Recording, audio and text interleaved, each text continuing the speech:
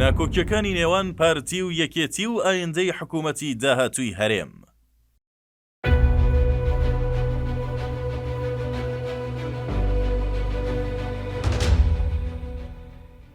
تابێت وادەی هەڵبژاردنەکانی پەرلەمانی کوردستان نزیکتر دەبێتەوە. لەگەڵ ئەو نزیکبوونەوەیە شتای هەڵبژاردن زیاتر لایەنە سەرەکیەکان دەگرێت و ناکۆکی نێوانیان بەهۆی لێدوانی بەرپرسەکانیان زیاتر دەبێت. یەکێتی نیشتمانی کوردستان لە ڕێگەی لێدوانی ئەندامێکی مەکتەبی سیاسیەوە داوای کورسی داهاتووی سەرۆکوەزیران دەکات کە ئەوەش بەلای پارتی ڕکابەریەوە هێڵی سوورە. هەر بۆیە گوتەبێژی حکوومەت و وتەبێژی پارتی دیموکراتی کوردستان بە توندی وەڵام دەدەنەوە و یەکێتی بە خەیاڵ پڵاو وەسف دەکەن.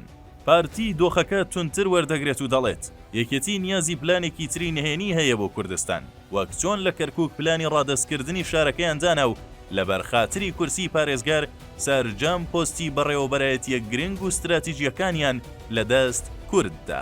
یەکێتی پلانی دوای هەڵبژاردنەکانیشی داناوە. بە پێی زانیاریەکانی تیوار، یەکێتی بەنیازە لە حاڵەتی بەدەستێنانی 25 کورسی مەرج بەسەر پارتیدا بسەپێنێ بەوەی کە سەرۆکی داهاتووی حکوومەتی هەرێم مەسرور بارزانی نەبێت، چونکە لەو حاڵەتەدا پارتی ناتوانێت 50 کۆیەک بەدەست بهێنێت بۆ تێپەڕاندنی بربەستی بەردەم پێکێنانی کابینەکە.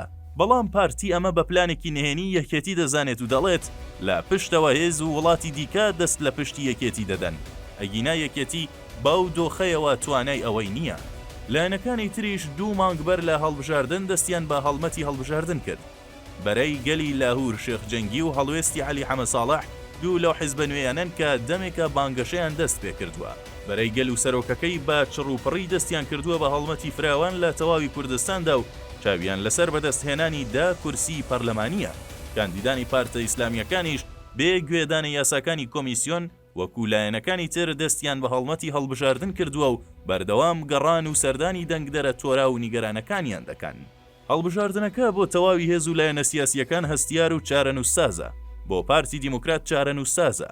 بەو پێیەی یەکەمین ئەزموونی بەردەمیەتی لە گوشارە ڕاستەقینەکانی بەغداد، ئێران و یەکێتی نیشتمانی. هەڵبژاردنەکە بۆ یەکێتی چارەنووسسازترە. بەو پێیەی ئایندەی سیاسی 4 ساڵی پڕ لە گۆڕانکاری بەستراوە بەدەستێنانی ئەو قەبارەیەی کە لەو هەڵبژاردنە بەدەستی دەهێنێت. بۆ لاهور شێخ جەنگی لە هەمووان هەستیارترە. بەو پێیەی یەکەمین ئەزموونی کاری سیاسیەتی لە دوای دەرچوونی لە حزبی دایک یەکێتی نیشتمانی کوردستان. ئەمە بۆ پارتەکەی عەلی حەمە ساڵحیش بە هەمان شێوەیە. بەو پێیەی یەکەمین تاقیکردنەوەی سیاسیەتی وەک بڕیاردەری پارتێکی تازە دامەزراو. جارێ نازانرێت هەڵبژاردننی داهاتوو چۆن دەبێت، بەڵام ناک بۆ حیزبەکان بەتەنها، بەڵکو بۆ ئایندەی هەرێم و قەوارەکەش چارەنووسسازە و تاقیکردنەوەیەکی قورسە.